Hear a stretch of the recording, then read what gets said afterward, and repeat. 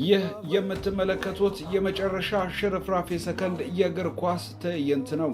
ቻምፒየንስ ሊግን የምንወደውም ታዲያ እንዲህ ያሉ አይረሴ የደስታ ስጦታዎችን ስለሚሰጠን። በእግር ኳስ ለሳቸው የአውሮፓ ቻምፒየንስ ሊግ ዋንጫ አዲስ አይደለም። ሁለት ጊዜ አጣጥመው ደስታውን ያውቁታል። በዘመናዊ እግር ኳስ እንደ ጆዜ ሞሪኒዮ የተወደሰና የተወቀሰ የተጠላ ማግኘት ከባድ ነው። ዛሬ ግን ጆዜ ቦረቁ። ሜዳው አልበቃቸውም። ሂድ ውጣ፣ ቅጣት ምቱን ተሻማ ብለው ያዘዙት ግብ ጠባቂ ግብ አስቆጥሮ ታሪክ ሰራ።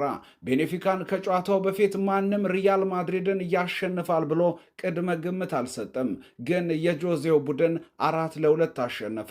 ትልቁ ቁም ነገር ጨዋታው ሊጠናቀቅ ሽርፍራፊ ሰከንድ ቀረ። ውጤት 3-2 ቤኔፊካ እየመራ ነው። በዚሁ ቢጠናቀቅ ቤኔፊካ ከውድድሩ ይሰናበትና ኦሎምፒክ ማርሴይ በውድድሩ ይቀጥላል። እናም የግድ አንድ ተጨማሪ ግብ አስፈለገው። ቅጣት ምት ተገኘ።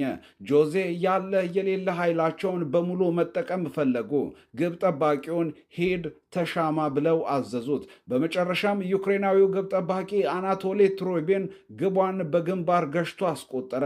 ሜዳው ታዲያ በደስታ ማዕበል ተጥለቀለቀ። ቤኔፊካም በውድድሩ ወደ ቀጣዩ ዙር ማለፉን አረጋገጠ።